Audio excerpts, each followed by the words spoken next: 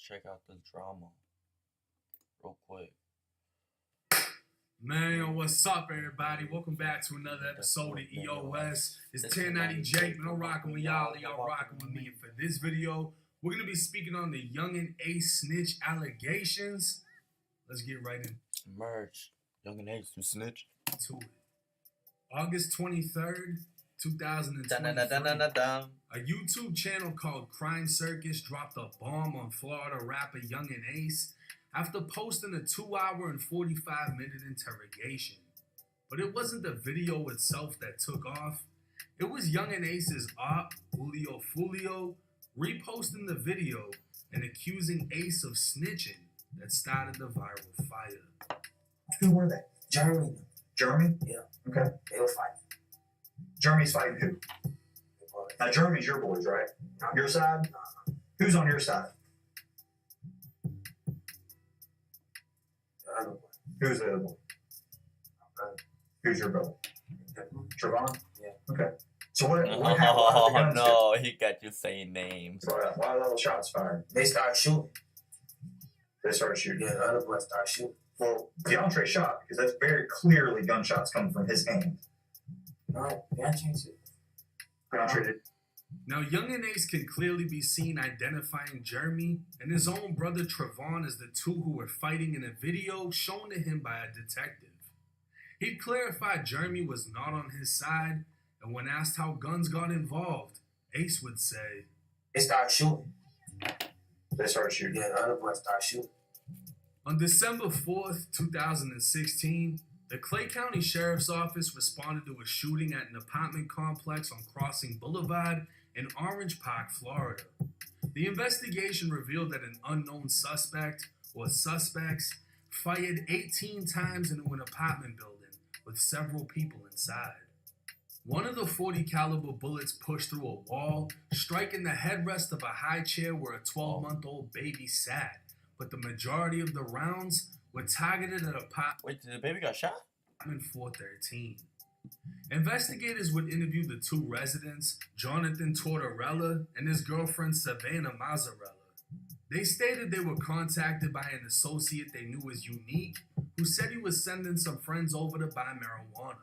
Jonathan and Savannah would then tell detectives a short time later 4 black males arrived at their apartment. Believing they were going to get robbed, they shut the door and gunfire erupted. Through a window, they were able to see the suspects flee the scene in a dark-colored 4-door vehicle. Shell casings left at the scene were all .40 caliber, and forensic testing would show they were fired from 2 different weapons, while those same shell casings matched several different shootings in the Jacksonville area.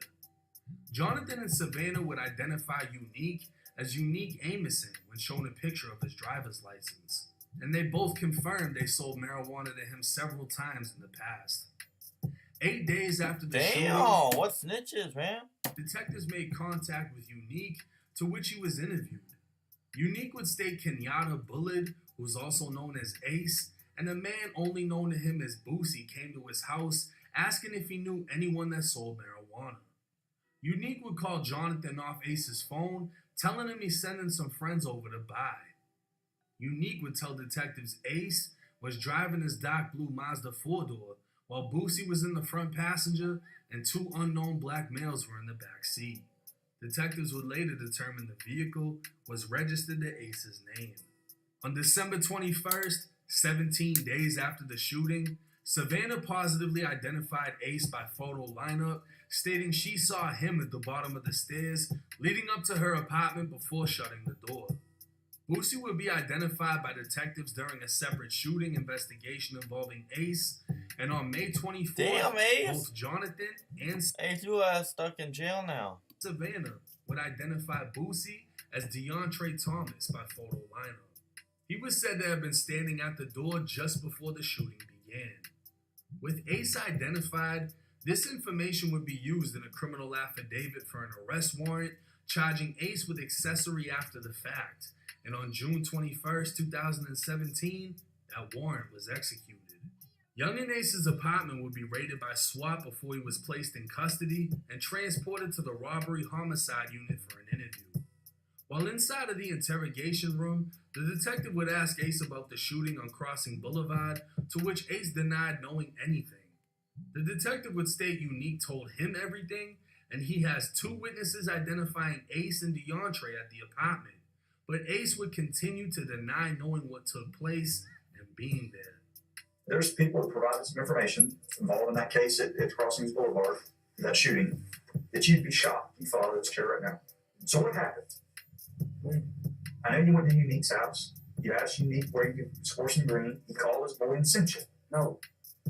I got 2 people IDing you and DeAndre at the apartment. No. So just be honest and tell me what happened.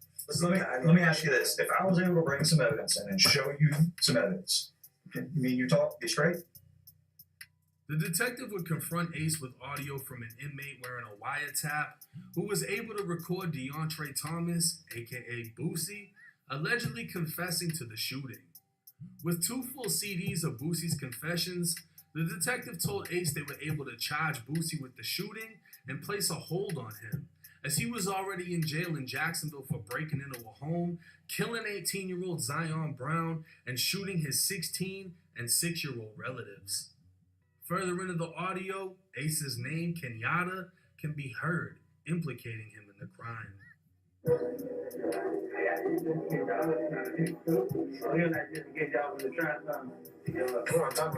Just said your name.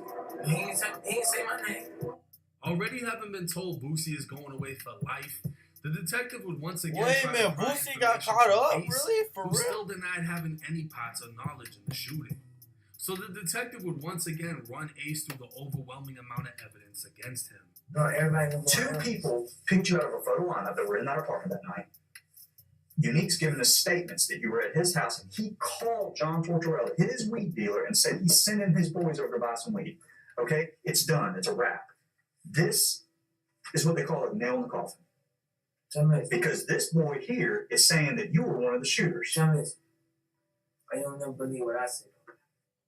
The detective had tried to contact Unique by calling the number from the robbery victim, but as Unique had admitted, he called the weed man from Ace's phone, so the detective would end up calling Ace. When Ace denied that that was his number, the detective would bring up the name Sedarian. Sedarian Samuel, who's known by the name D and can be seen in the Young and Ace video Go to War, would also be interviewed by the detective regarding this case. The detective would tell Ace Sedarian admitted to sitting next to Ace in the car when the detective called Ace's phone. According to the supplementary report, Sedarian denied having any parts in the incident, said he was in Ace's car for the phone call, and said he didn't know who Ace was with, but Ace was at the scene of the shooting when it happened. Later in the interview, the detective would be bold enough to flat out call Sedarian a snitch. DeAndre running his mouth on this tape. It is what it is. It's worth it. This is what it's worth. But I also go on what Unique Anderson told us. I go on what John Tortorella picked you out of a photo lineup, and he's the guy that was in the apartment that Unique called on your phone. I go on the fact that I called thinking I was calling Unique that day. I talked to you, so Arian backed me up on that. He said he was in the car when you answered. He recognized my voice. What's that? D. And if you want to go down the road what wasn't my phone, then we'll pull D in. And D can walk his little happy ass in the courtroom and sit down and say, yeah, Detective Calhoun called the phone. I was sitting next to him. I recognize his voice because I've helped him on previous cases. I've been a snitch. Asking Ace about a carjacking allegedly committed by him, Boosie, and D, Ace would once again deny any involvement when the detectives decided to confront Ace with a video recovered from Boosie's phone after he was arrested. The video would show Ace fighting along with a group before the detective says Boosie starts shooting. Why would you do some reckless, stupid shit like that, Boosie? I thought you got money. You became money.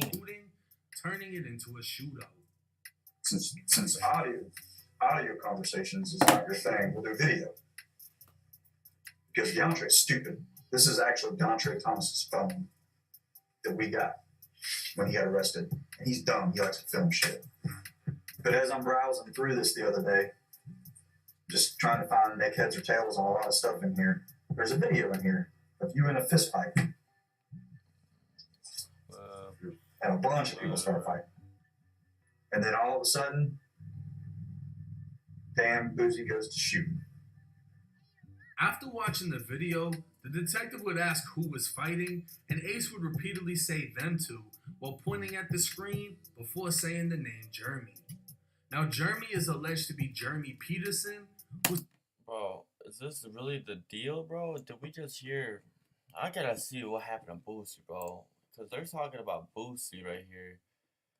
Did Boosie really get caught up? I'm gonna look up Boosie, bro.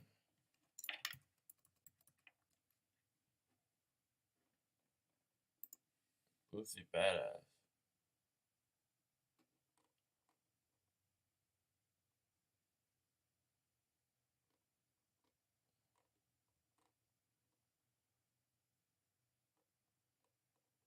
What happened?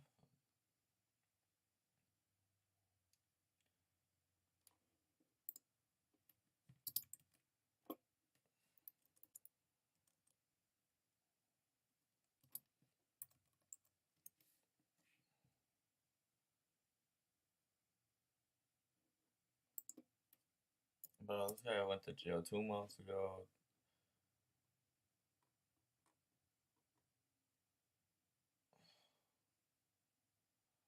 Yeah, it's for a gun case. I don't know if he's still in there. Anyways, we done with this video.